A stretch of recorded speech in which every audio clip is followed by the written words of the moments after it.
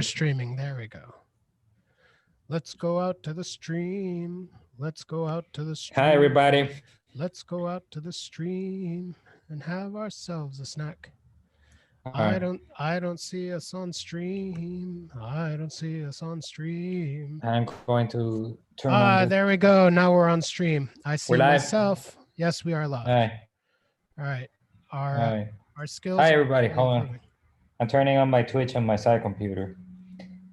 Let's hang out and build this project. You have a Let's side build Rose computer. Gold. Hello, Yeah, my side everybody. computer Welcome is, to episode 2 of season 1 of the Rose Hall Project. I'm Wasir P. Dasa Pereira, the research data librarian at Columbia University Libraries. Sitting beside me is Mr. Alex Hill, the digital scholarship librarian, also at Columbia University Libraries.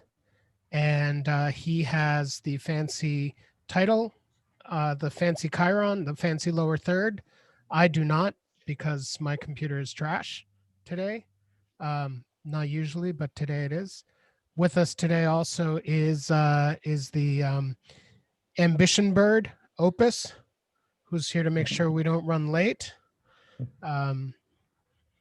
And yes, so did you have any like immediate introductory stuff you wanted to say, Alex, while I set up my screen, or I can share screen? Yeah. No, I just wanted to say that I am, we still, for those of you who need to catch up, we still have the video from episode 1 on Twitch, but Twitch takes off the videos after 10 days. So what we're gonna do is we're gonna start taking those and park them on YouTube. So I'm gonna do that actually today. After we finish today's episode, I'm just gonna park both of those on YouTube, and I'm gonna prepare some reels, some highlights, a video of highlights. We have Jeremiah is behind the scenes capturing the moments that would be good for a highlight video. He has still yet to deliver on the soundtrack, but he says it's coming. It's just, it's the artistic process. It just, musicians, it takes musicians time when you make extremely complicated requests, like it must be disco. But yes, Jeremiah is also playing the role of stream train spotter. So he's going to be making note of what are the more interesting parts of the stream, so that Alex's life in the highlight booth is quicker, and we can get the sizzle reels out to y'all quicker, and to Twitter and our other social media outlets. Yeah, absolutely. Also, I'm trying to make disco happen as the official music of Digital Scholarship. Get it? Disco. Yeah. I'm actually kind of, I didn't get it at first, but I am kind of into it. But what's the co part? Disc. D for digital. I understand. For scholarship. No, yeah. But do you spell it DISCHO? Yeah, just like that. People get it. People get it. No, but people know that it's a kind of it's the same hard sound as in Chiron. Oh, I didn't have to type that in chat. I could. As in scholarship. Yeah. It's not scholarship. That's true. Yeah, never mind. You tweeted a hashtag I didn't know a couple days ago that I thought was Cardi B. It's Carrie Disco, Caribbean Digital Scholarship. That's Caribbean. That's because Disco. we are right now building a crowdsourced data sheet that is going to be the foundation for a directory of Caribbean Digital Scholarship that I'm going to build as one of the 3 exercises for a Caribbean Digital Conference. And I will launch that final directory based on the work that everybody's doing on December 4th, on the day of our. Yeah, and I'm, maybe you can talk a little bit more about that at the end of the stream too, perhaps. All right. Share the link. Anything else, or can I start with my agenda?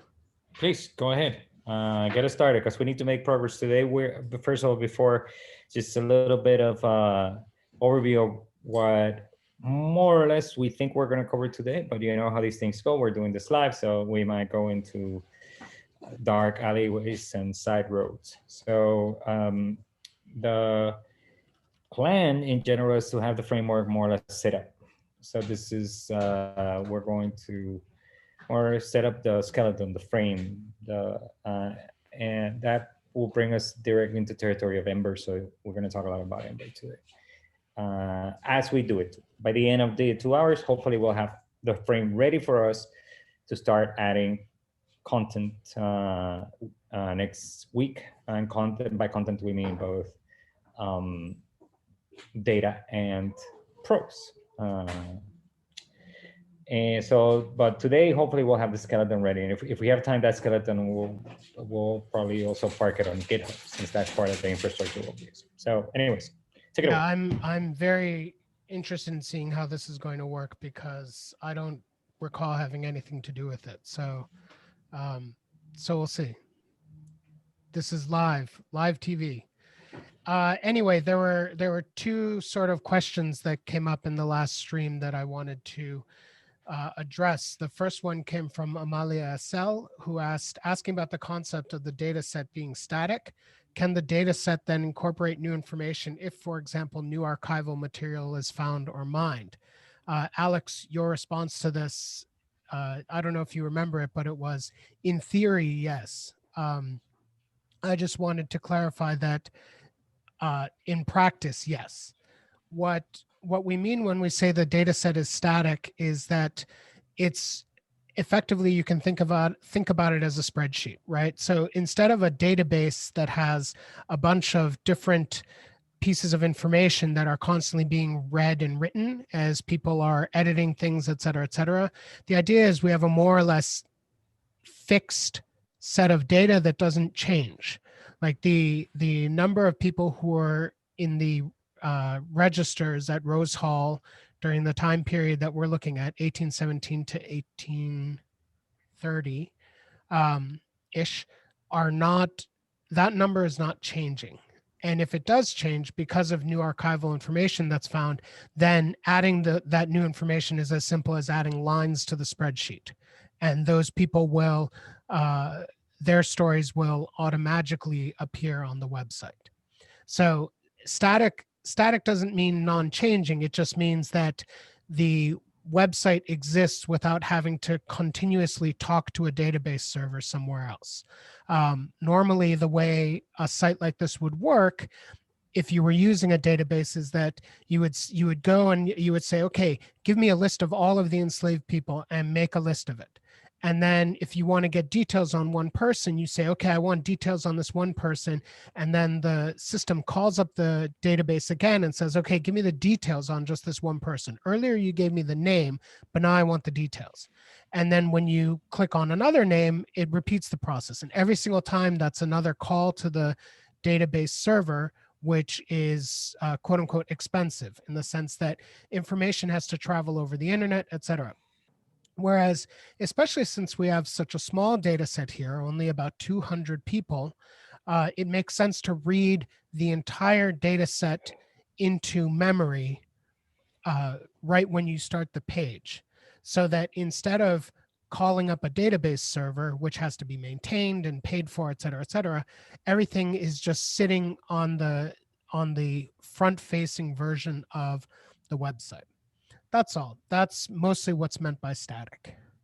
Do you want to add to that? Or, I mean, you're the big proponent of static websites here, Alex. One way that I also, I think the way you explained is great.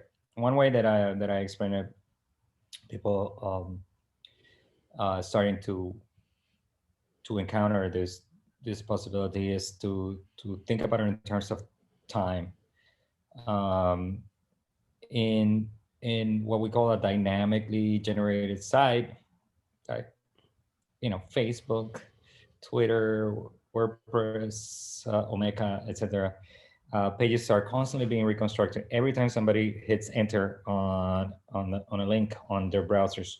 anytime you hit on a link and it takes you to one of these pages, and that page actually just became reconstructed for you automatically in the server. That moment you click that link. Computers are fast enough that you hardly even notice that that page didn't exist there before. I mean, one way to think about it is to think about, for example, how that every time you load your Twitter account, that document that you're looking at, which is HTML and JavaScript, that particular sequence of characters in that document never existed before in the history of mankind. So that actually most of the internet actually doesn't exist until that moment when you load that page. It's the if a tree falls in the woods, like there's no such thing as your Twitter stream until you look at your Twitter stream. Kind of, yeah, but in a very real sense. No, like, I'm saying like this. Yeah, it's not metaphorical. This is literal. Yeah, very literal. And that's because the temporality for these kinds of sites is it's just continuous, and they call it continuous integration. That's one word to refer to that ecosystem. Things are constantly being integrated continuously. And then with static sites, it's like we explore different. We use a different kind of temporality in the one in which like the regeneration of the site doesn't happen automatically. It happens manually. You have to decide when to do it, and you don't do it every time that a new document is asked for, or that a new piece of data comes into the system. You do it. You make choices like a journal, like traditional journals back in the day. There's a temporality here, a periodicity. Sort of manual decision to generate versions of this site. One of the reasons why we do it for small sets like this or for some of the other projects is because we feel that if you're always going to be getting the same page, why continuously generate it? You just generate it once or twice. It has ramifications down the line in terms of labor, because you're not in what we call sustainability or preservation, because you're not anymore maintaining the software to generate the documents. You're just maintaining the documents, which means less work for us, for those whose job is to steward these things. We just create documents, and maintaining those will be a lot easier for us than maintaining the software to continuously generate the documents. So yeah, I'm a firm believer that for a lot of the projects that we do, that temporality is useful. Also, finally, just to conclude, it's in terms of expectations and our social contract, deciding to do static sites also pushes back against something that I see as a toxic tendency in digital scholarship and in a lot of digital humanities, which is to create the infinite projects, the projects that have no expiration date. Is this idea that in the internet it should be easy just to continuously just have new data, kind of like everybody's desire to be their own Facebook, except we don't have the resources and budget to create this kind of perpetual machines. They're not perpetual anyways. These companies will expire eventually, and the idea though is for us to actually set that expiration date ahead of time, even before you begin. To create a sense of the temporality that comes with like a finished product, like a book or a journal. These are not new ideas to people to scholars. It I think does a lot to actually create a more healthy social contract between folks like me and Moacir and people we work with. So that's one of the other reasons why I'm also an advocate of the finitude that static sites provide. Is there a reason you're hung up on temporality today? Oh, we were just watching Johanna Drucker, or I was just watching Johanna Drucker's talk at the Brown Institute next door. By next door, I mean in her in her home and with the Zoom next door. Yeah, no, but also this is obviously it's not just right. No, I'm not just Johanna. We always think about these things in terms of time, and durability is a word I like to use. Yeah, and we talked about the ruins and thinking about building with an eye towards the fact that that you have to think about these projects like how they degrade, whether they degrade gracefully, And then additionally, the way in which that degradation goes into the design philosophy in the first place. And this was the sort of, not argument, but the kind of different perspectives that you and I had on what the minimal site should look like based on these kinds of ideas. So, that's a little thing. I did want to mention one little thing. You were saying how something like Twitter is about continuous integration. And I think continuous integration is a specific term that has a slightly different meaning. And actually, what we do kind of is continuous integration in one way, which is what, at least the way I understand it, when people talk about continuous integration, what they usually mean is that instead of building a website that you keep private until you reach some kind of point when it's like, okay, this is version 1.0 of the website, ta-da, and there's a big party and there's pizza and everything. And then the next day you start working on version 2 in secret. And then when you're done, quote unquote, with version 2, you throw another party where you're like, ta-da, a new website, and there's more pizza. Whereas with continuous integration, the idea is that you have a robust testing suite so that you can automatically see if any change you've made to the website breaks the website in any fundamental way. And then if it doesn't, you can push those changes to production. So the idea is that the production software, the software that the user interacts with, the version of the site that the user sees publicly, can be updated many times a day by the programmers themselves. So it's not that tweets are updating the front page of Twitter, but that the color scheme or something for Twitter could be changing multiple times a day as they make changes and they see what works and what doesn't work, etc. So it's a programming philosophy that we employ. I mean, Travis, which you use for the studio site, is a continuous integration, continuous deployment piece of software, and it's a way of integrating testing, which is something that we'll eventually get to, maybe even today. So yeah. No, you're right. You're right, and but I'm not using it differently. It's the way that I'm thinking about content, not the code. So. Mm-hmm. And Studio is not the best example because we do both there. Even though it's a static site, and that's where the confusion might come from when using this terminology. But I was talking about the point of reference for most folks is like these kind of journals now that take in an article every time it comes in. So back in the day, the periodicity of the journal indicated the time, the sort of calendar you could expect around when your piece was going to be published. A lot of journals today now just say, just bring it in and we'll put it out as soon as it comes in. There's a lot of these journals. And so when you tweet something as your tweet, you put it out and then it comes out. So I was talking more about content, not the code. In terms of the, and when I say going back to a former model of doing things, I was talking about a former model of doing content, which depended on a period of time. That is not continuous integration. That is that old model of like, no, we'll just do things behind the scenes. Yeah, where you have four pizza parties a year. Right. Even if it is true that we are developing these static sites using a continuous integration model of Travis. And right, I just yeah, it's confusing. But because it's such a term of art that we will be seeing, I wanted to highlight the fact that that it can mean different things depending on the situation. Yeah. All right, cool. The second thing I wanted to get to in this, the second sort of thing that was left unhandled, as we would maybe say in the JavaScript world, where you have an event and that you handle it, and then you either error or handle the event.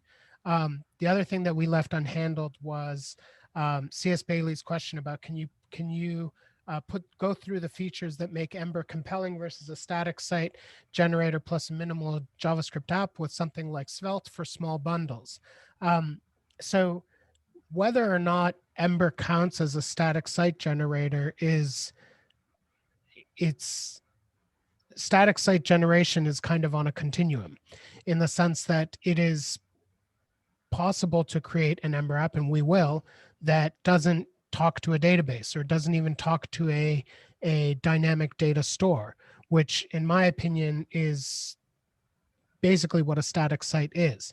The default mode of how Ember works doesn't create an HTML page for every possible link. Like Jekyll will do that.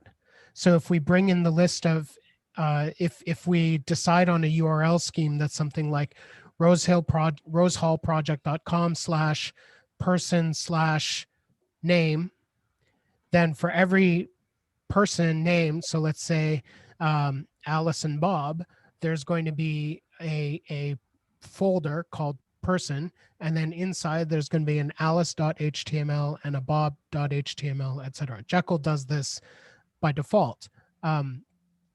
Ember does not. Ember bundles everything up into like one big JavaScript file that you download and gets fired up in the browser. But it's possible to use libraries that do create that whole page by page breakdown. And that's a design decision. Like there are reasons to do it and reasons not to do it. Because our data set is quote unquote non-changing, because it's static, it would make sense to do this kind of pre-rendering of the site. Anyway, so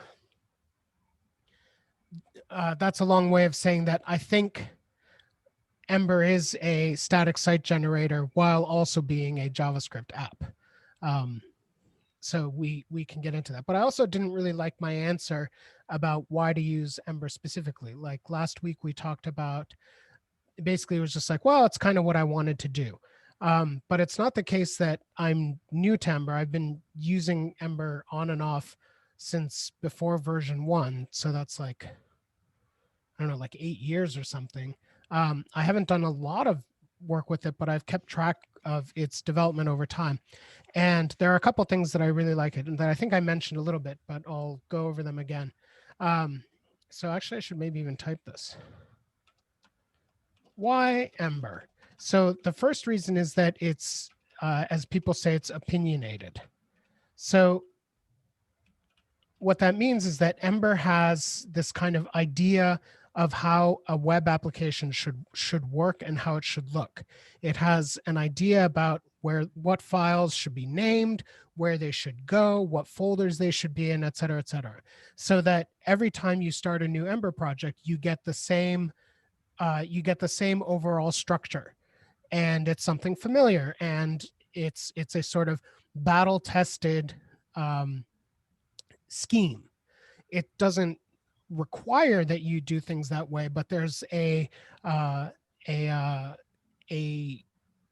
bonus put on convention over customization, I think is the terminology. And if this sounds like something for Ruby on Rails, that's not a mistake, or that's not a coincidence even, because one of the co-founders of Ember was a Rails core team member. And so Ember in some ways is kind of like the Rails of JavaScript development, in the sense that it's opinionated. It has ideas about what a web app should look like. The second reason I like it is because of that, it becomes familiar, where every project, it can get off the ground extremely quickly. In that you don't have to, with something like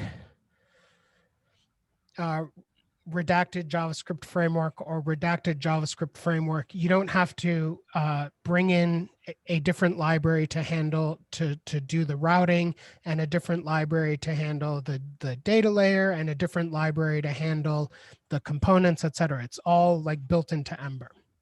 And then when I was trying to think about it in more detail this morning, getting ready to talk here, the other thing was that it's kind of old and it doesn't move quickly, but it still is very interested in the ergonomics and of being a modern framework. So it may be the case that something like React is doing all these like flashy new amazing things, but Ember is slow going and it's moving along, and that's great. And the reason for that is because of the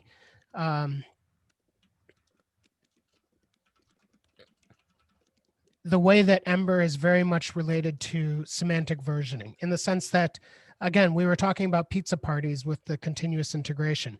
So many of you have been in this kind of situation where you upgrade some kind of piece of software from version 2 to version 3, and there's all these new things to see and new features, et cetera, and things break all over the place. Ember works a little bit differently in the sense that it rolls out. So a new version of Ember comes out every 6 weeks, I think. And every release introduces or can introduce some new features. But so it's not the case that like, so we're on like Ember 3.22 or something along those lines, 3.20s somewhere. And the difference between Ember 3.20 and Ember 3.0 is immense. Like there's so much new functionality. If you've heard of Ember Octane, which is sort of like a suite of changes that kind of got adopted all at once, even though they were spread over different versions. Like you have the means by which the software changes while it's in one version, like version 3. And what happens is with every new change, a deprecation comes in. Like if you decide to rename some kind of core functionality, then a message will start coming up that says, hey, this will keep working for Ember 3, but by the time Ember 4 rolls around, it's not going to work anymore. So you can either keep using Ember 3 for the rest of time, which a lot of people do. I hear a lot of stories about people still using Ember 2, or you have a direct path to sort of, and you have time to make the changes you need before upgrading to Ember 4. So it's not like the new version Ember 4 like drops with all these new functions and everybody's in a race to incorporate them. They've already slowly incorporated those new functions over the course of Ember 3, so that when Ember 4 drops, it's like kind of paradoxically anticlimactic. There's no pizza party because everything should quote unquote just work. And that's so that's a feature of what's called semantic versioning, but it's also a feature of the kind of community-based way that Ember works. It's not like a benevolent dictator who for life who sort of says, now we do things like this. Ember is very much community driven, and all of the new features that show up in Ember go through the same kind of process where somebody types up a document, an RFC, a request for comments, and then that document gets discussed and edited, et cetera, and only then the feature gets implemented, and then it goes through the version churn. Anyway, so that's kind of exciting because it means that no one really owns Ember in the way that like Facebook owns React. Like React is a Facebook product, and React development reflects the desires of Facebook. Like React only exists because Facebook needed something that would do what it needed, and React was the answer. And we could, as an example, whereas Ember reflects the needs of the community and the core team who come from different companies, different kinds of sizes and positions and industry, like locations within the industry. I guess that's a little bit vague, but that's another reason why I like it. So I like that it's familiar. It is immediately like clear what's going on, I think. And it has this path forward that's very straightforward and predictable, and is attuned to how the community talks about things. So I'm not saying that it's unique in any one of these things, but these are things that I really like about it. So That's sort of my thing. And if you want to know a little bit more, I found this this podcast episode which describes Octane, which, like I said, is a collection of new features that have appeared in Ember over the course of the late version 3, that have helped the ergonomics and helped make it not necessarily easier to develop an Ember application, but clearer. And one of the things that we're going to be doing is we're going to be using this HTML first approach, which is where we're going to build the site as just HTML, and only then later wire up the JavaScript to do the sort of the data manipulation that you would expect out of a dynamic contemporary website. So I'll put that link here in the show notes, as they say, or in the chat. And that's all I got for that, Alex. Do you have any questions? Any cons, Monsieur? Ember sounds like a panacea. Well, I mean, like everything has cons in the sense that like nothing works perfectly. Like the idea of semantic versioning doesn't mean that things don't break, especially if things are, especially if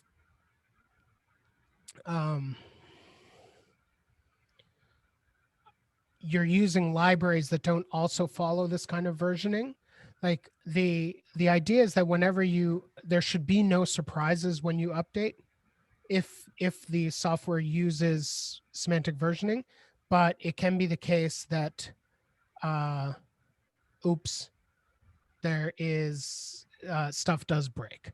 So like in that sense, it's absolutely not a panacea, like because these things happen. I don't know if that's clear. Cool. I mean, we're going to learn by doing. So right. We're here to show our folks how to set this up. So let's get to it. Let's start rolling up our HTML first approach for Rose Hall in particular, with our like the most bare boned scaffold in the planet. Yeah, sure. So do you wanna already like put this on GitHub or not? Yeah, let's start by setting up a repo on GitHub. Okay, so while I do the typity, do you want to explain what's going on? Yeah. Okay, yeah, that sounds great. Go ahead. Oh, that's right. I have to start the typity. Yeah. So Monsieur is going to github.com, where we're going to set up our repository. I feel like what is that name of the guy that hides behind the lions in the near the hunt? The Mutual of Omaha. And Monsieur is going to set up a repository for our project. All right. On GitHub. Now, we kind of assume that most of the people, professionals with intermediate experience by now know what GitHub is, but just in case, we have some newcomers to get in GitHub. GitHub is the hub of Git. Git is a series of, it's actually a suite of tools in that you can use in your local machine to keep track of files, to keep a track of the changes in those files. So you always, you initialize Git in one of your folders in your computer and you're working on a project in order to get the software to pay attention to everything you do in that folder. And then as you make changes, you eventually upload to Mothership GitHub, which has the added benefit of allowing you to synchronize your work with a bunch of other people working on the same project using Git in their own machines.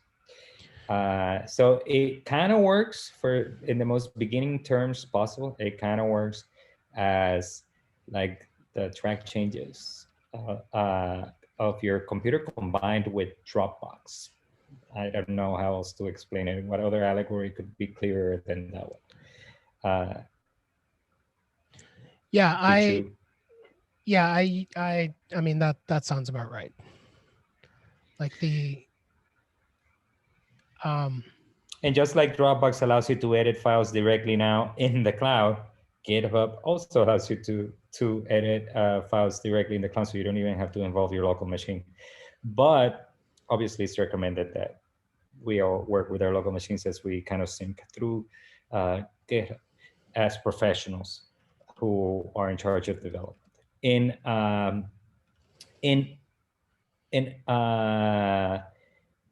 GitHub also does other things. So it's not only that. Not only does it sync your files, GitHub also allows you to do a lot of project management. The most important feature in project management that it has, in my personal view, because we actually don't run enterprise systems here. We're not an enterprise level development shop. When we say digital scholarship or research data, I mean, that means that about 50%, if not more, of our time is spent on the actual scholarship side of the house or the research side of the house, right? So we don't have sort of like that focus that that full-time developer shop would have, nor are we in charge of doing anything enterprise level. So for people like us, the most important feature is the issue tracker, which is, at least for me, it has many more project management tools, but issues is where you put in a ticket to point out that something is wrong, and you can actually open it out so that the whole world can come in and tell you what's wrong. If something broke, or if they don't like the way your font or something, or it looks funny on an iPad, that people can come into your issues and say, hey, you pay attention to this. Super useful in terms of like making sure that you do the best job you can with the types of projects that we do. So I kind of misspoke. Like, we'll be doing just the bare bones index.html, but it will have to be within the context of an Ember project, just because it'll save us a lot of confusion down the line. I thought that's what you meant by HTML first, even that it was HTML first, but within the context of an Ember. Yeah. So I never misunderstood you. What? Okay, maybe yeah. some people no, heard... I was thinking like, I'll just open a blank text document and just start typing HTML.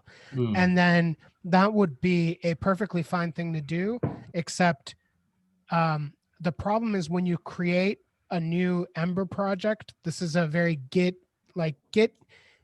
gets really complicated really quickly and is like infamous for being fiddly. And when you create a new Ember app, it imports a Git history.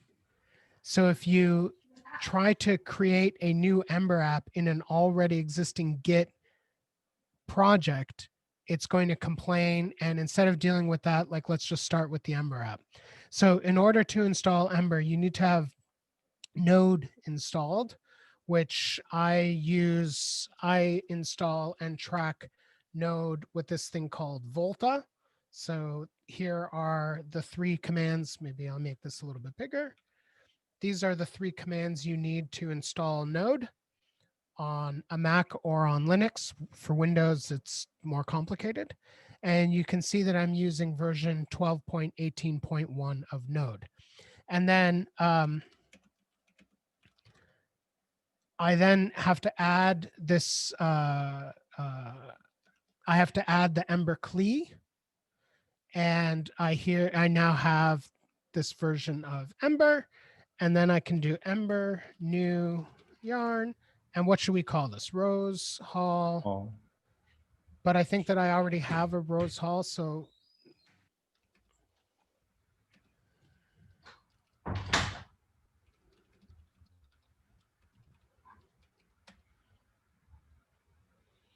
Also, for those, for the super beginners, a CLI is a command line interface. He used the word CLI. Yes.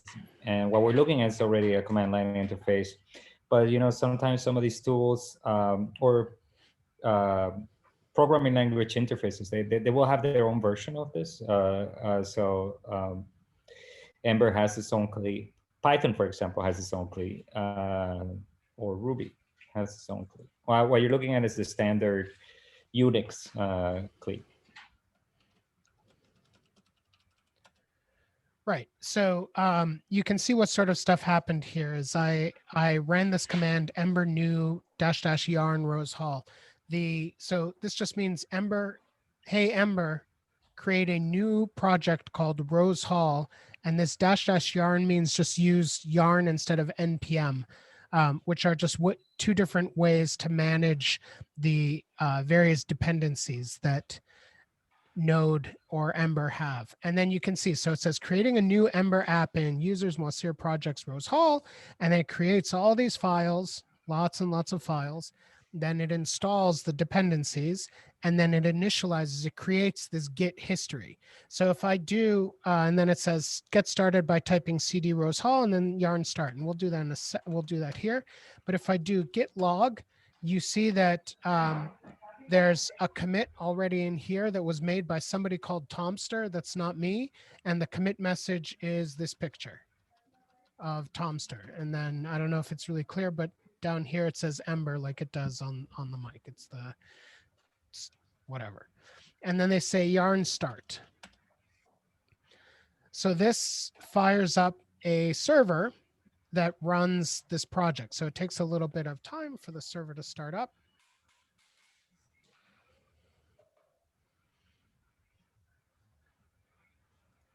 And it's being served at this URL. Localhost means on my computer. So no one can access this except for me.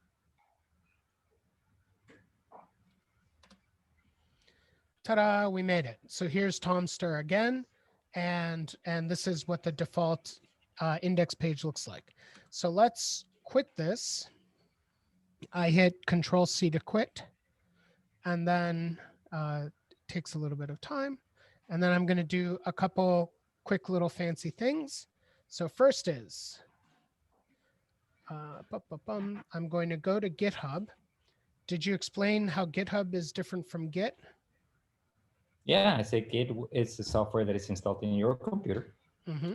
And GitHub is the hub of the Git. It's the Dropbox where you put your Git file along with your project files in so that a team can now synchronize their work in what are called GitHub repositories. Each project has its own repository or repo. It's one of the jargon words you'll hear a lot. So right now, Moisir is creating a repository, a repo for the Rose Hall project. All of these things are free, by the way. You can, as long as they're public, you have infinite accounts that you can use that I think have half a gigabyte that you can use for free account. And if you want some private ones, your .edu email accounts can go a long way in having GitHub offer you some limited number of free private ones that you can use. Most of the things we do them using the public ones, which is selected here by default already, so that right. all of you will be able to access these files. And then we'll also add in the reels and highlights, and I'm also going to do little write-ups for these episodes, the code that he used in order to install the Ember with the Volta. I'll have those for everybody. The one little thing is that I'm using Yarn, and Yarn is not installed with Volta. Volta automatically installs npm, but you have to do yeah, we can have Volta and Yarn instructions for everybody. Where you do Volta install node, then you need a second line that's Volta install Yarn. That's all. Right. So when it initialized the Git repository, that means it created that history, like I said, that Tomster picture that I showed in the commit message. And the commit message is a message that you type out that says, like, at this point, these are the changes I made, more or less. It's like a writing journal if you want to talk about what you did today. So here, oops, this is the wrong browser. So I'm creating this, but you see this terminology here again, initialize this repository. So it's already been initialized here. So on GitHub, I can skip all this. So I don't want to skip this step if you're importing an existing repository, which I am. So I do create repository. Mm-hmm. And you have two sets of instruction. The one in the bottom is the one that we're going to use because that's the one for cases like this where the repository was initialized already locally. Yeah. If you had there, it is quite possible to start this process directly on GitHub and then go to the local. But because Ember has this weird thing where it does its own Git, it sets up its own Git. I think this is the only option for for Ember projects. So there's a little hiccup. That's a little bit of a feature. Like you can see here that, so if I go to, no, this is the main page.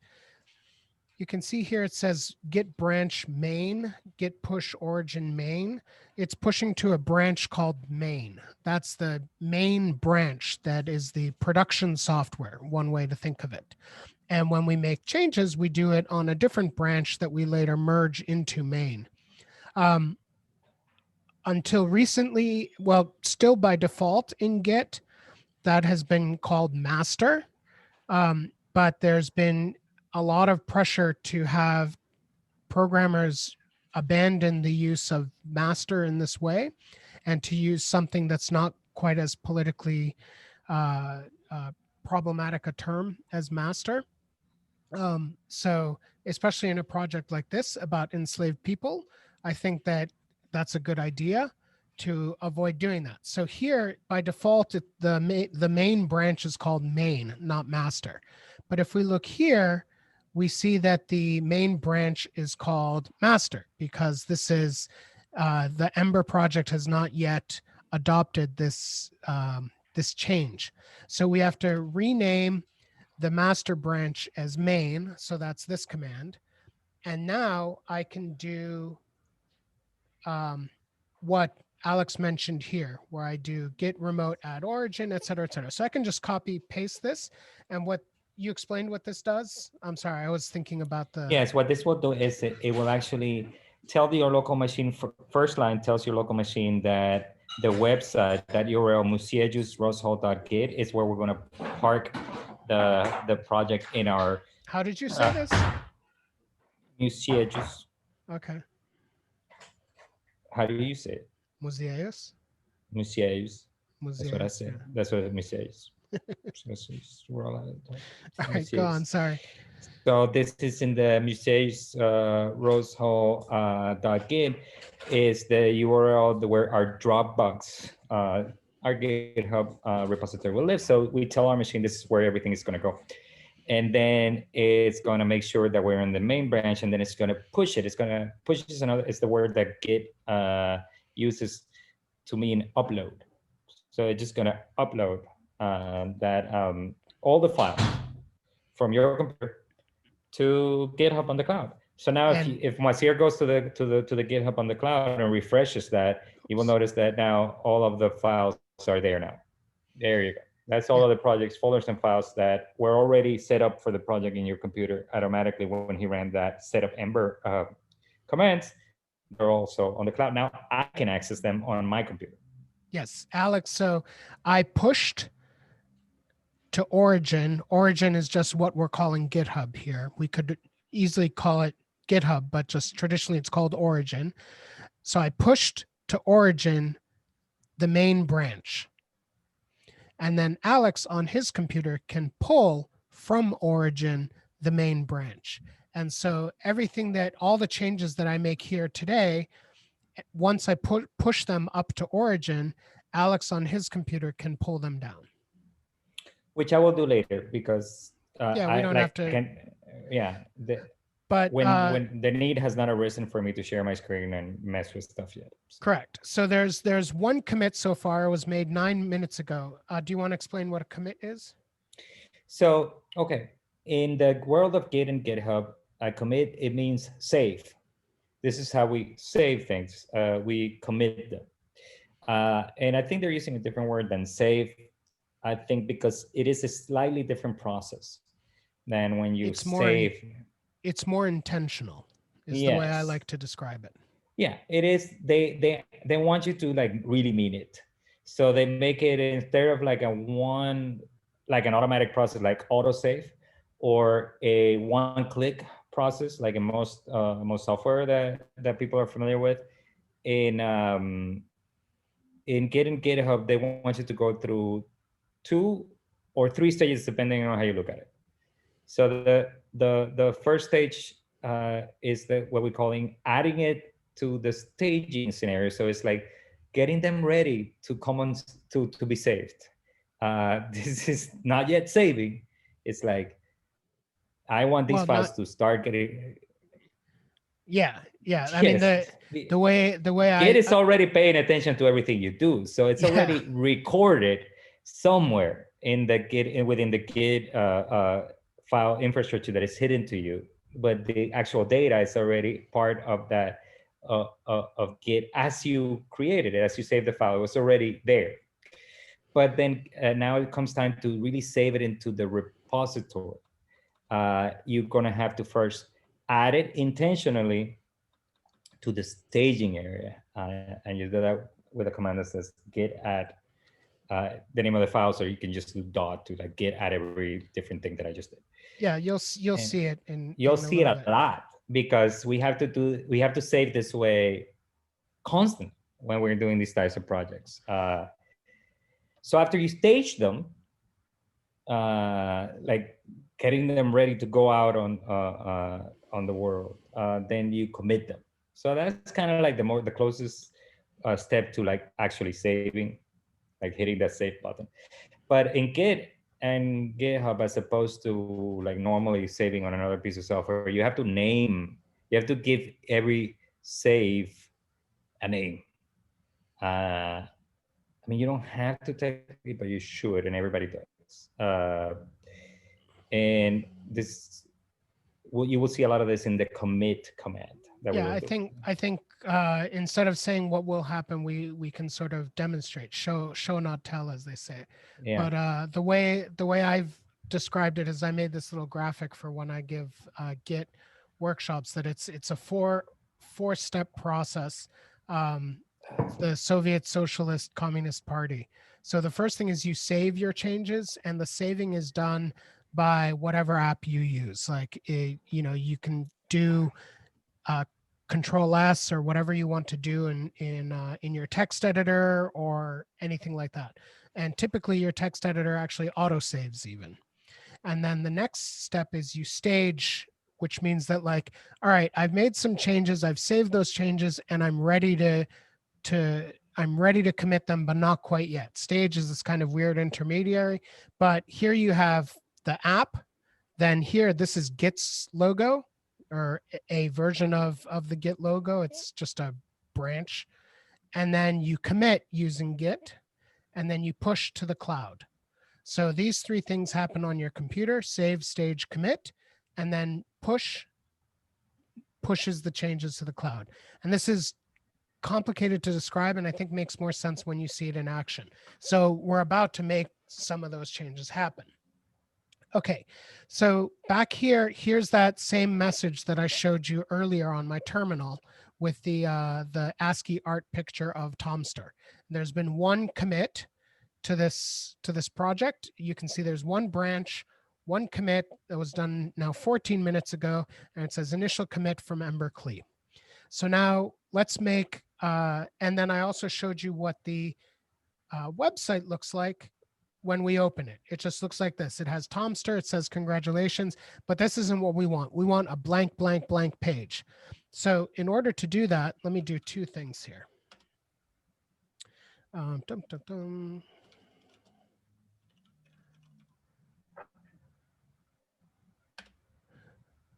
So I'm running the server.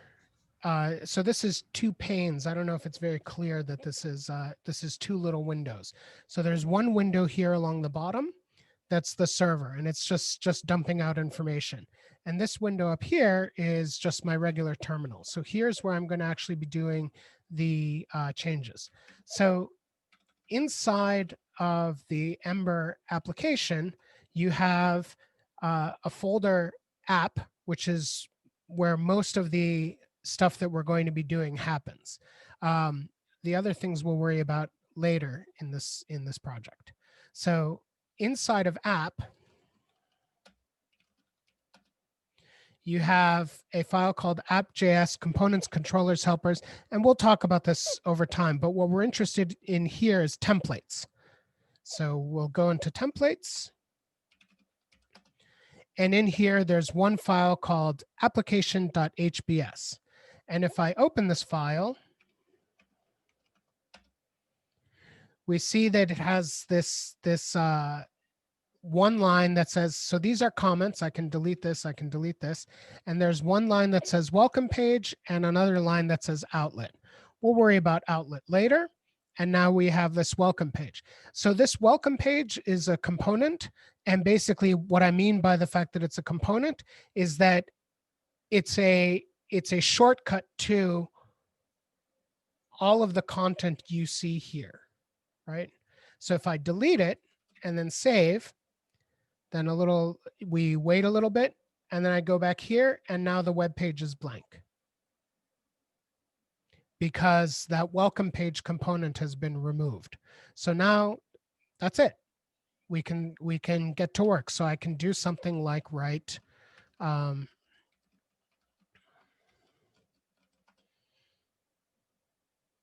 Rose Hall project, and now we have it here. And then if I want to make it to save, so I've already saved it. That's why you can see it here as Rose Hall project. Now, if I want to stage it, I do git add application.hbs, and then I do git commit, and then I enter a commit message. Remove welcome page. Actually, this should be a feature. Remove welcome page component from application.hbs. And then it'll ask me for my password, which I think I just mistyped. Nope, good to go. And then git push origin main. So save was done by VI. That already happened. Git add is staging. It's called staging, but you use the command called add, not stage. Git commit, the next, so save, stage, commit, and now push origin main. It waits a little second here. And then when I click back here, oops, this is the wrong browser.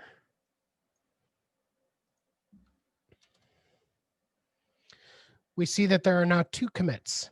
And the second commit is authored by me a minute ago. Here's my commit message. And then if I click here, this is the commits hash, or the beginning of it. If I click here, we see the change. I deleted these red lines. All of these lines that are red, I deleted. And I added a new line that's in green here. And that's it. Are you blown away, Alex? You're on mute, buddy. Sorry, I was getting pings from my text messages, which I need You have to disable on this computer. Yeah. Because the app is off, but Mac really wants you to know that you just get a text message. No, I was just saying that I always love this differential screen where you can see the changes you made. You can go over the history of your whole project, which is one of the best features of working with GitHub, is how easy they make it for you to see the whole progress of everything that you added to a project or delete it as you went along. Right. Okay. So what's the next step then? I'm in your hands now. We have our blank page. So let's start adding our HTML big blocks, the things that we know we're going to have. So we know we're going to have a header. Wait, give me a sec. I think this will work.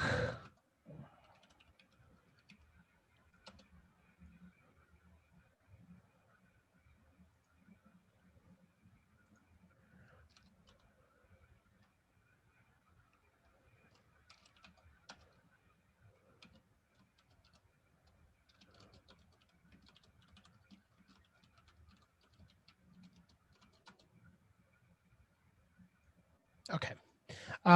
For reasons that I don't really want to get into, I renamed application.hbs to index.hbs. Mhm. We can return to that later. So I'm going to just quickly, while Alex is talking.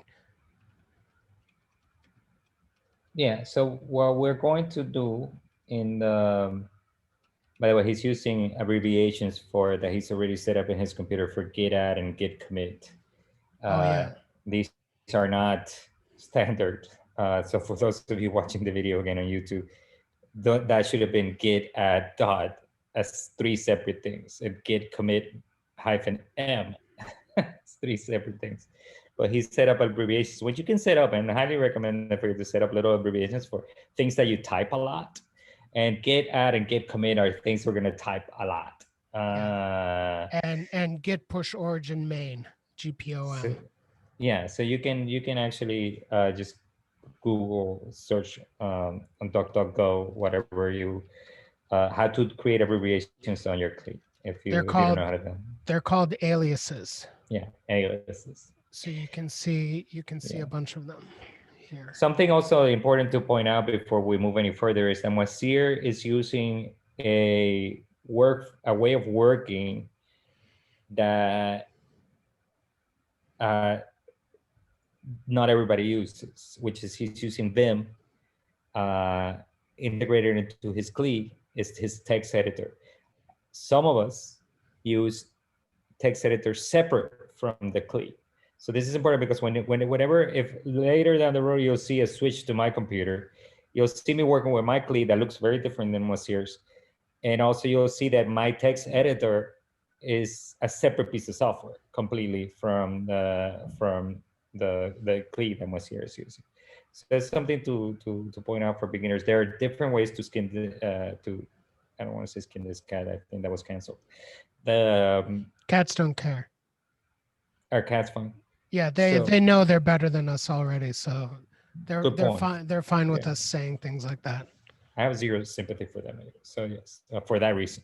So it's like slurs against white people. Like, what's the big deal? I'm gonna cry. You called me a honky. So anyway, I still run the world.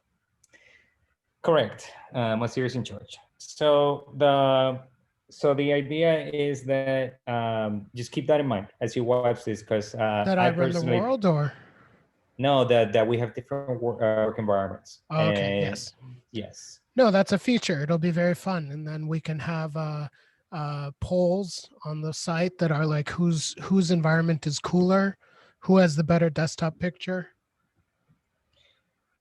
Yeah, I have I think you're gonna. You just have like a blank black screen or like a dark gray screen, right? Yeah, it's not gonna turn well, out the way you imagine. It's easy on your eyes, you know. All right. So anyways, yeah, I mean there are a lot of little customizations I've made over the last 25 years to how I work within the command line, which may be obscure. I don't do that to be obscure. I do that because it's what I'm used to. And in the chat, or hit me up on Twitter or whatever if you have any questions about what anything is. Like, for example, what these icons mean here in my prompt. You can probably guess, but yeah. All right. Yes, so this is important to point out because we're making choices here that reflect how we really work. I know we're trying to balance like teaching you guys, teaching some basics and talking over how we work. When we're really working and you're not watching, we're not going over these things. But we're trying to come up with a balance of how we really work and pushing together the process and letting you guys in on how we really work and this thing. But one of the things that is not being compromised here is like changing the environments. People, we're working with Ember and we're working with this. Those are not compromises to the environments in order for us to teach better, to make it more accessible. But that is a feature, I think. not necessarily, because part of the point is that you watch us work as if we were working in real life. In fact, I actually think that we have already too much commentary, for example. But anyways, the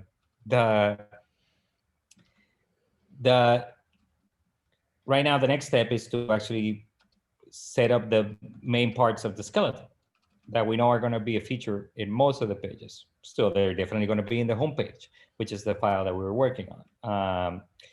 So those features are, we're going to have a header, we're going to have menus, we're going to have a footer, but then we're going to have an area for the main content. So those are things that we can start setting up right now.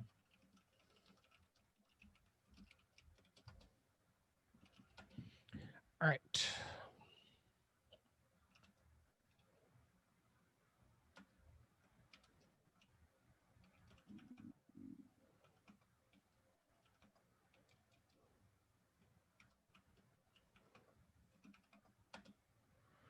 All right. What are we doing? Let's go ahead and set up a menu. A menu? Yeah, well, what do we have? We have, we're gonna have a header, which is those two parts on the top, Rose Help, Project, Ascend, and Twitcher, together it's not actually with, gonna say that, but yeah, together with the menu, those two things are gonna form a header. all of this is gonna form a header? I think so, yeah. All right, sounds good to me.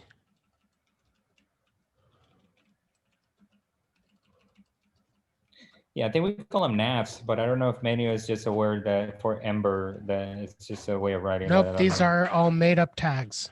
Okay. We can call it nav. Sorry, that is a real tag. Yeah, also important to point out that I do not have the experience with Ember that Moisir had. So I am, I'm winging it. No, forget about Ember. This is HTML first. We are just writing HTML right now. Okay, so we're definitely gonna have a body, main section. I would, when I'm writing the HTML myself, I would have called that a div class main, right? But same thing. It's because this is a little bit more semantically meaningful than just using div. So div is like the most generic block you can get in HTML. So it doesn't tell the computer anything about what goes inside a div. Main, we understand that this is where the main content likely is going to go. So, and we're definitely going to have a footer.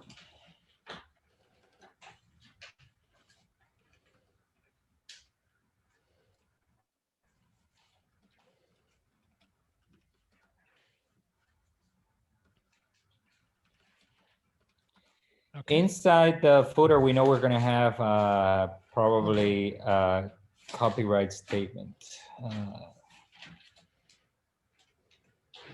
It probably will end up being something like CC BY, but we know we're definitely going to have that.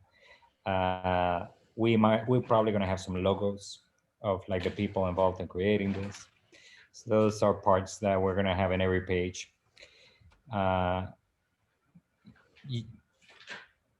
On the main, we're going to have definitely a visualization area, and we're going to have a results area.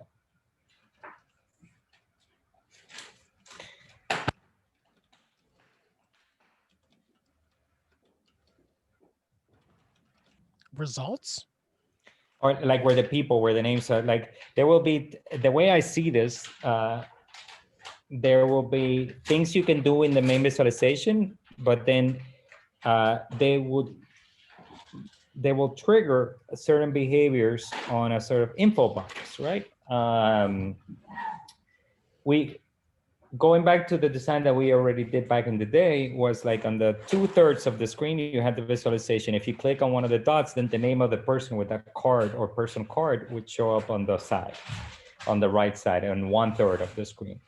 And the idea to do this for mobile is that I said originally that we would have just that info box with a bunch of text just be the thing that shows up on the phone with all the information we have about the slaves and relationship with each other. Would it be possible to say that information works? This is an article and the information is an aside, or is that, or is it the opposite, or do these terms not really fit? Okay. Yeah, they don't fit for me. I just I mean, one way to do this that would be a little bit semantically meaningful is wrapping all of this in an article and making these divs sections instead. Yeah, that makes sense. So article and section are part of the new. I've broken something here. Closing tag. Okay. Article and section are part of the new specifications for HTML5. They came in W3C drug. Well, I mean, in the sense that HTML5 is old, but yeah, they are newish. Sorry, newish. I'm interrupting you. No, newish as in the latest. In fact, I shouldn't use the word newest. They're still the latest because we still have not heard about HTML6 yet, and what other kind of human beings chasing their own tail we're gonna get in section 6. Let me see what we have. Can you command plus that one so I can read it a little better? Command plus and things. Command plus and things. There you go. So that looks like something we're going to have in all the, not all the pages are not going to have visualization and information, but they're definitely going to have articles. Well, that's so that's implied already in here. I see what you mean. Yes. Yes, that's already implied in here. This happens to be the homepage where we are thinking that this should be probably visualization information 2020. Now we can start adding some stuff that are just pertinent to the homepage right now, which is one of them. For example, that we're definitely going to need a modulus. If we are really going to go to have a what? A modulus. A module? That thing that shows up, the little card that shows up on the when you come to, like we haven't torn up. Oh, the modal. Modal. Yeah, a modal dialogue. Yes. Yeah. Modal, that's the little thing that pops up and says, yeah, do you want to use cookies, or do you want to buy this new thing? Right. We still haven't decided whether we should just do it that way and then let people get into the information and the information right away, or if we want just like some websites just have pros, like tell you, welcome to such and such website, and this is what you're about to find out, and then go to another page that does all this stuff. To be decided. But in the meantime. Sorry, I've been reading some UX materials and I am getting increasingly uninterested in having welcome pages. Like, no one's going to read that paragraph. Just give me the stuff. But also that's unnecessary. Like a modal is, just for the time being, unnecessary complexity. I'm happy to that the UX people are saying this. I'm the person who gets the emails talking about like, I just went to your website and I don't understand what you're doing. Well, then we have to do a better job of showing what we're doing than telling. Or we can make it optional to those who want to go straight to the stuff to actually skip the middle page because we ain't breaking their fingers by asking them to click on something. And again, having that really there for the people who really need that extra help. All right, you're wrong, and I'm quitting this Twitch. Sure, let us all bend ourselves backward to satisfying the people who want to get straight to the stuff. I think that for something like a modal or like a little welcome thingy is a level of complexity that we can focus on interpolating later.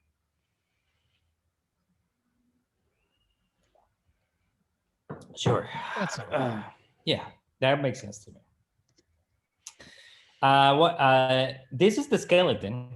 Do you want to then now start fleshing out what some of by working on the navigation menu, work out some of the other parts that we're definitely going to have? Like, for example, we should probably have a link to an about page.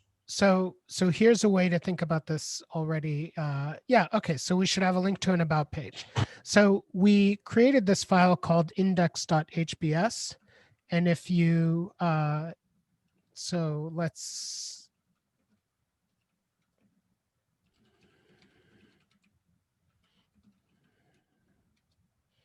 that sounds weird, flesh out skeleton index, but whatever. It's Halloween, man, I like it. Oh yeah, it's true, it is. Maybe I should have put a skeleton emoji in it. I already pushed to GitHub, so I can't really, well, I mean, well, let's not. Anyway, if inside the app folder is this file called router.js, and the router is what takes the URL that's in the address bar here, or the location bar, sorry, or address bar. I think the location doesn't matter. It takes the URL here and it interprets it into something. So any website implicitly, like the root is called the index route. It's just implicitly done so. So that's why when, even though it doesn't say index here, this is effectively the same thing as doing index.html. And actually, okay, it doesn't work, but I'm not going to worry about that right now. So the way that that's, oh, I know it doesn't work, doesn't matter. So the way that that's triggered is there's this file, the router,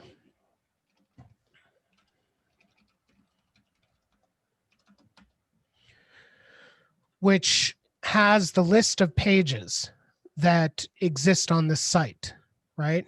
So currently it looks blank, but it isn't blank because, do you want to guess, Alex? It already has an index that's implied. Yes, index is always implied, both on the browser level where you don't have to type in index and at the Ember level. Ember always implies an index or has an index implied. So if we want to add a new route, we can do that here and type in the information for the new route, or we can use Ember CLI. So which is Ember new route. What did you say the new page would be? About. About.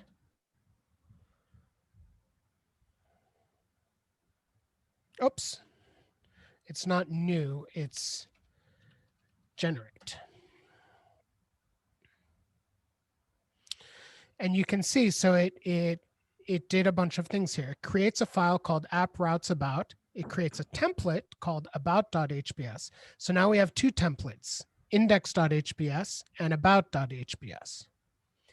And then it adds the route about, this is to the router file, and then it creates a test. And we'll get to the test in a second. So if I look at the router file,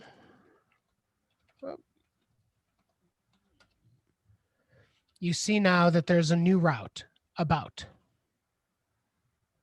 right? And then we have the test. So let's look at the test. Da, da, da, da, da.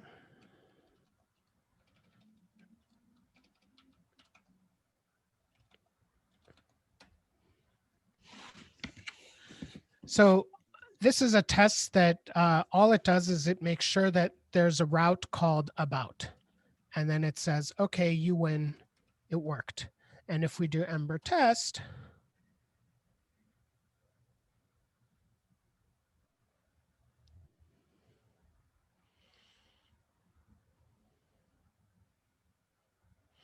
it says there are two tests and both of them pass.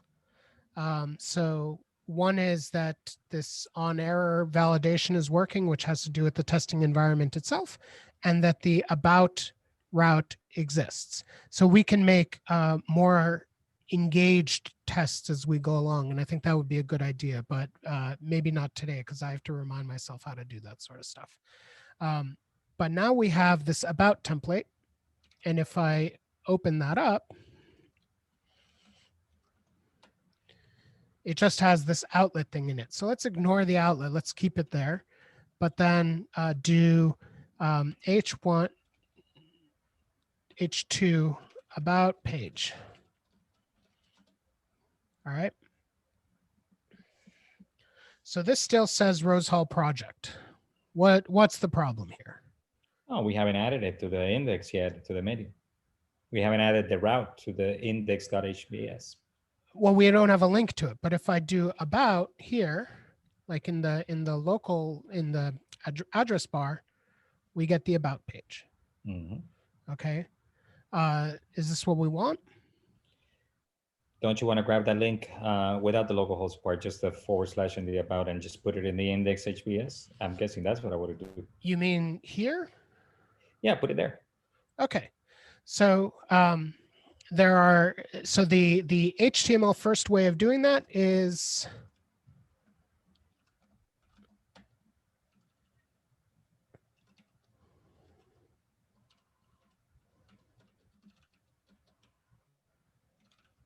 yeah, about. There you go. Oops.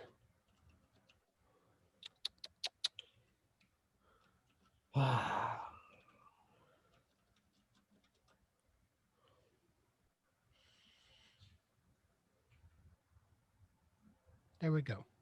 Yay. Hooray. No file called about.html, but this works like this. Now, the more appropriate way of doing this in Ember is to use the link to helper.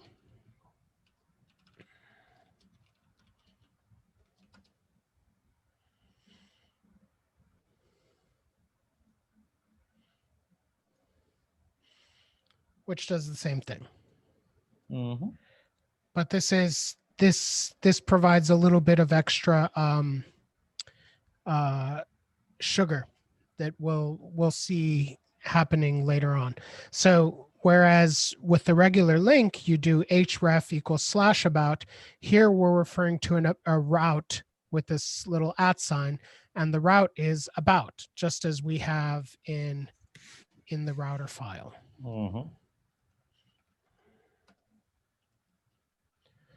So if I were to rename this route to something else, I would have to change it here, because if I create something like this, about with 2 T's,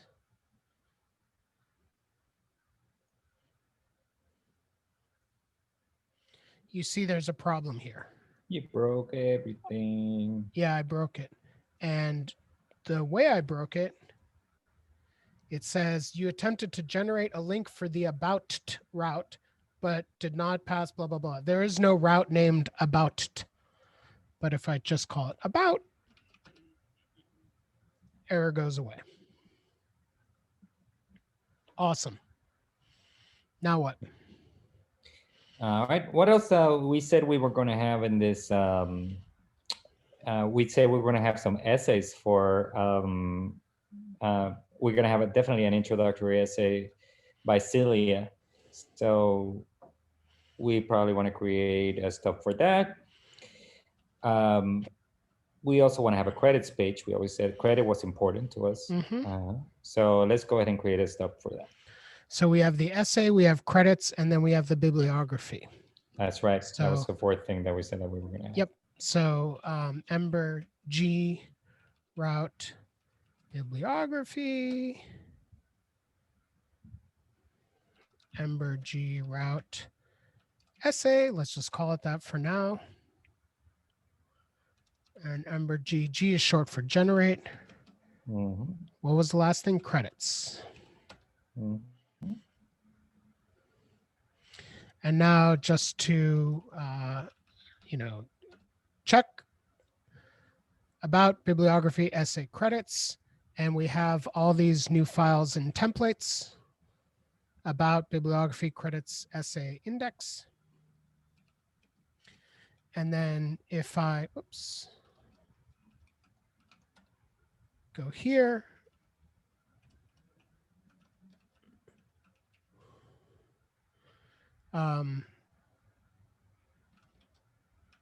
essay, credits, bibliography, and you can see that Vim is auto filling in route names that it pulls from the router file. Did you have to set that up or? Yeah. Some kind of Ember package? It's freaking magic is what it is. No, it's not. I mean, it's not magic, but it's pretty rad, I think. And then if we go here, now we see that we have all these links, but they're obviously blank. Because we have Because not we haven't- yet we haven't- created it. Precisely. Well, the files exist, they're just empty.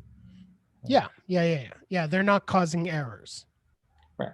They're just empty. So, all right. I'm guessing too that Ember created a sort of blank CSS page for all of this. So that's done. TLDR2 in the chat said that they read welcome pages. So That's right. I stand That's corrected. right. That's right. And I do too. I do too. Y'all want to get straight to the action. Yeah, people hurry. It take times. Read. Ain't gonna hurt nobody. All right. All right. Now I'm going to ask a leading question. What's missing here, other than obviously like the content? Well, we don't have the header or the footer there. That should have been there, shouldn't it? Yep. So how do we do that? I'm glad you asked. So this is this. I have to excuse myself while you walk everybody through this. I'll be right back. All right. So, well, don't forget to turn off your video. Otherwise, we may hear you in the bathroom or whatever. So remember when I started, we had that file called application.hbs, and then I renamed that to index.hbs. And the reason application.hbs exists is it's the template. HBS is sort of handlebars, but it's the templating language that Ember uses. The template has the application.hbs is loaded by every single page in the app. So anything that's in application.hbs will show up in any page. So if we want a header to be repeated everywhere, like on the about page, on the bibliography, on the credits page, etc., we don't put it in index, which refers to a specific route, the index route, but we put it in application because it's global for the application. So if I go back to open up the index and then create a new file,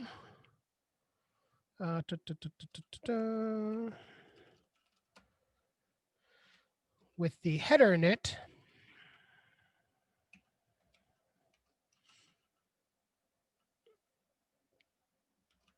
and then reload, we're going to have an error because now it's just the header.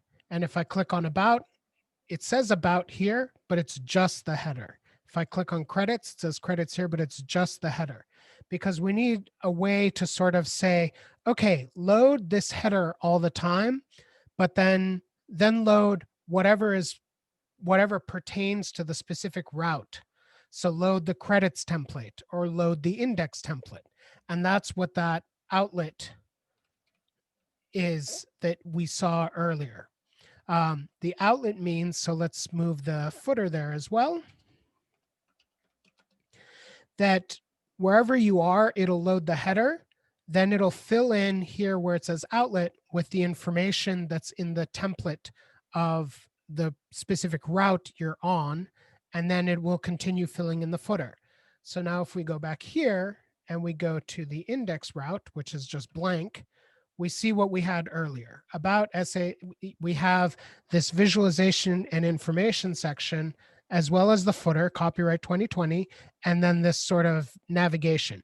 And if we go to about, we see that we have the header, then about page, which I typed earlier, and then the footer also, but no information or visualization section because this is the about route, not the index route. And it doesn't inherit anything from the index route. It only inherits from the application template. And that's how we make the headers show up everywhere. Thank you, Monsieur. That was very handy the way that Ember actually does all this work for you. How was the bathroom? How do you know that's where I went? Maybe I went to get more coffee in the Okay. kitchen. It was good. It was needed.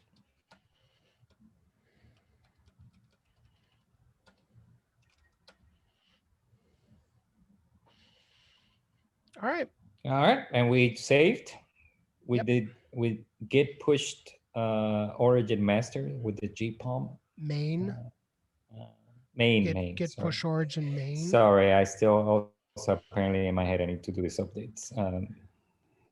It's okay. Been saying it for so long. Probably 95% of your projects have master as the main branch anyway. So it's a recent development in the Git community, so we'll all get used to it. By we'll be Git origin maining in no time. Yep. All right. So okay, shall we do the work of adding the okay, sorry. Let me see. We have the about the essay credits bibliography. At this point, we have a choice. We have like 24 minutes left. So it's like I'm trying to figure out what kind of module we can squeeze in 24 minutes. I see two choices.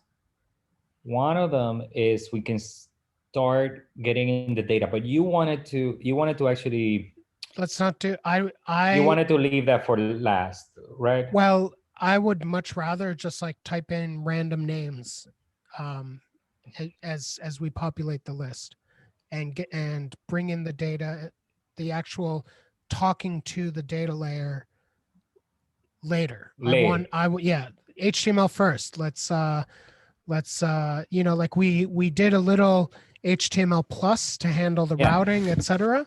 But let's stick to doing things with HTML, in my opinion. I like it. So a little dummy data is the technical term that we use for this, which means this is fake data.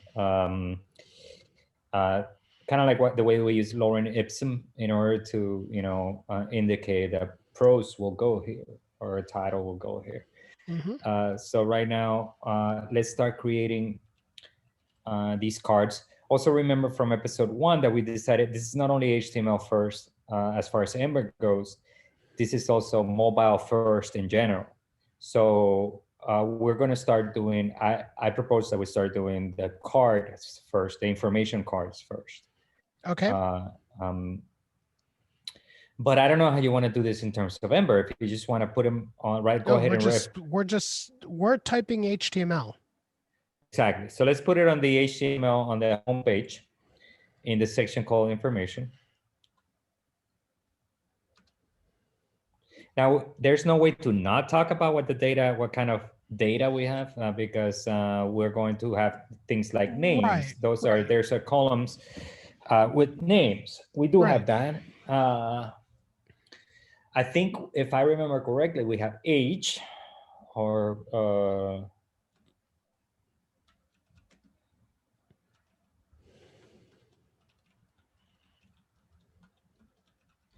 we have binary gender, as it's indicated in the day. It's very difficult to queer the gender that we receive from the colonial records. We have some information about relationships. We have, I think, the son of, if I remember the data correctly, refresh my memory here. Probably better to say mother. The mother, right. We have the maternal line.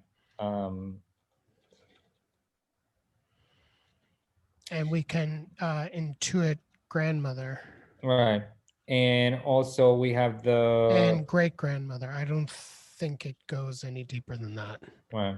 Is that like that or no? It doesn't matter.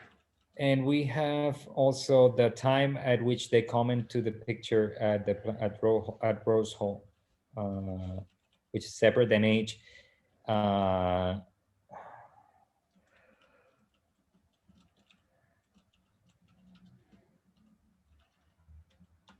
Is that it as far as the data that we have?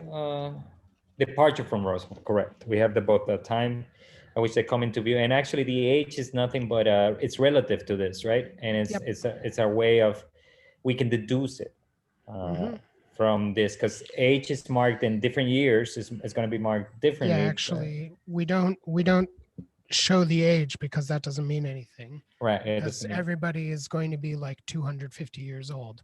We have year of birth. Right.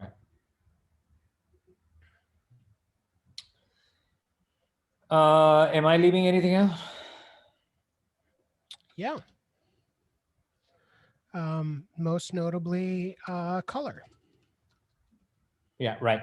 Which is in the, it's for those of you who are new to Caribbean studies, in the Caribbean, we very similar to the way in the United States, you had all these different layers of race that depend on some kind of percentage of blackness that you're supposed to have. And country. The country that's the country of origin. Yeah, I mean, I think it's basically like either Creole or African. Right. So still very abstract, not very. I mean, Creole is specific enough, which means born in Jamaica. African could be any, could be Mandinga, it could be Ojo, it could be anything. Yeah, there's three values: African, Creole, and Creole/African with a question mark.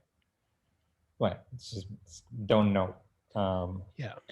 Color is, the options are mulatto, Negro, Negro/Sambo question mark, not specified, quadroon, Sambo, Sambo mulatto question mark.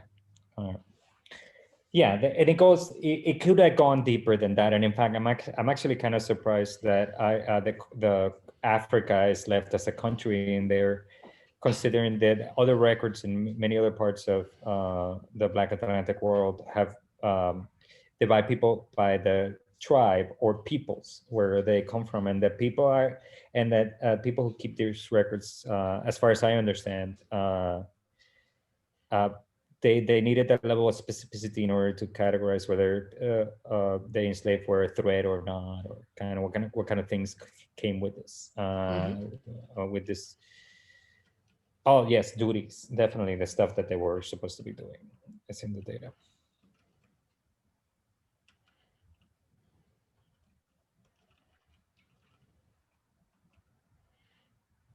Okay. All right. So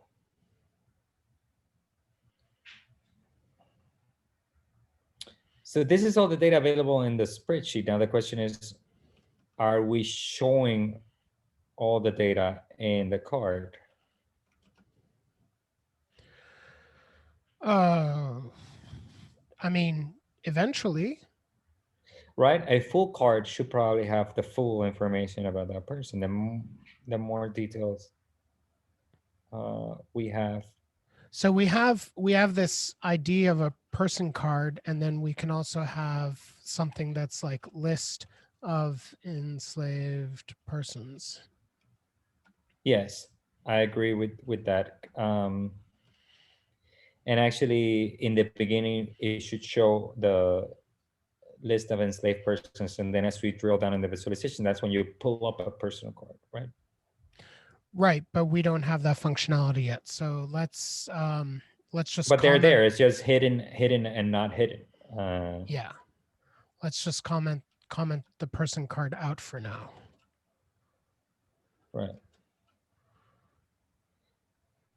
Okay. And so then, of course, one of the things that might be something we might want to do is actually in the person card, right below the person card, we can list all the people that are of different degrees removed in relationship to that person. Signaling, we could signal that through to some design tricks. intensity of color, stuff like that, in terms of the level of farther removed in your kin network. We should also consider at some point and work through the puzzle of whether we want to also, you'll be closer, for example, if you, depending on the duties that you were assigned, you also have a certain kind of relationship to the people and those duties at that particular time. So we might want to also represent that as, because, I mean, as we all know, this may be part of those late stage conversations we can have with Celia when we bring Celia on the show, because I mean, a lot of people today criticize just our emphasis on kin networks, understanding that sometimes our most closest allies and the people we love the most is not necessarily the ones tied to us in the sort of bloodlines, right? And I would imagine this applies to this community as well. Ascriptive identities are not necessarily the most predictive of community relations. Right. So we so something to think about for later, but in terms of just like what data we're bringing in here, we see already in this data here that we can probably deduce certain kind of networks based on both relations and on occupation. So, okay, so, and let me see, then the list, I think the list itself should have some identifier, because I imagine we will have some names that are the same. I don't know, did you look at the data to see if there were some dupes in terms of saying? There definitely is, but I mean, what do you mean identifier? So which Alice is this one? So right now, so we should have something like birth of date or something else in Alice's data file that lets us know within that list itself that this is a specific Alice. Well, we'll figure that out once. I mean, that's a complication we can deal with later. Okay. I think. Yeah. All right. I want to stop there for a second because it's also 10 minutes until 5. I wanted to see if the folks following along have any questions right now so far of where we have been. As we wrap up today's episode, just a rehash of today's episode. We were focusing on the frame, which is what we have been building. Masir went through in the beginning through some of the further reasons why we chose Ember for this. We went a little bit over this kind of Git and GitHub environment that we always use, regardless of whatever framework we're using. It doesn't matter what framework we're using. We usually use this environment of Git and GitHub to keep, track of what we do. And then we started kind of constructing the different parts of this website. And you're kind of looking at the skeleton, very appropriate and Halloween week, of what the site will be. I think no matter what direction we go into the details, I think that still we will have these things eventually in the end. So I just wanted to take a second to see if anybody had any questions about the sort of trajectory that we took today. Again, I guess just in case it bears repeating, this is very similar to the way we would actually do this if nobody was watching. If me and Masir were. I mean, this is more or less exactly what we did with version 1, except we spent more time talking about the data in the beginning. Right. But that's because just as Ember has changed to be more HTML first, so too are we changing to be more HTML first. Yeah. So this is a intentionally very simple web page that doesn't have any styling yet, doesn't have any fancy colors or anything, but does have different pages. And I can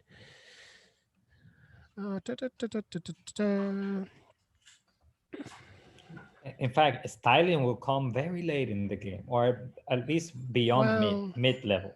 Yeah, I mean, we'll have a little bit, but what was else? There was essay. And then what else was there? Credits. Right.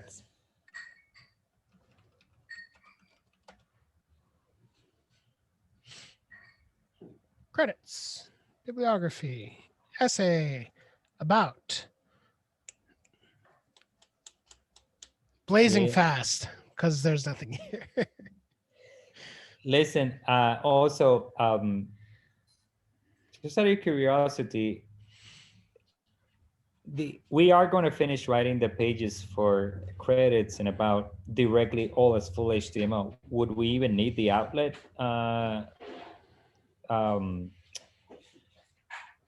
tag element at the end of the process? That's a very good question, and the answer is no, we don't, because it's not the case that you're going to click that the about route has something underneath Beyond it it. or inside Yeah. of it. Yeah, there's no like about slash blah blah blah. So There's no, yeah. that blah blah blah is what would go in that little about outlet helper area. So yeah, so we can actually even get rid of that. We can replace with the old P Lorem Ipsum.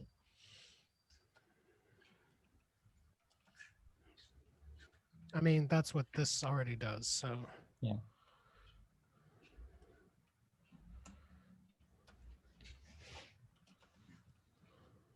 That's what I thought, because we're playing a game of babushka dolls here, but this is the end of the babushka doll. Yeah, matryoshka. It's not babushka? No, babushka is grandma. I thought they were grandma. I thought they were grandma they're dolls. moms. They're mom Each dolls? mom gives birth to a baby who gives birth to a baby who gives birth to a baby. I always were more in the babiarchy. I love my mother, but I always prefer the babiarchy to the matriarchy. But grandmas are the best. I don't know if anybody wants to disagree with me. We can take it up on Twitter. You heard it here first. Grandmothers, underrated. Yes.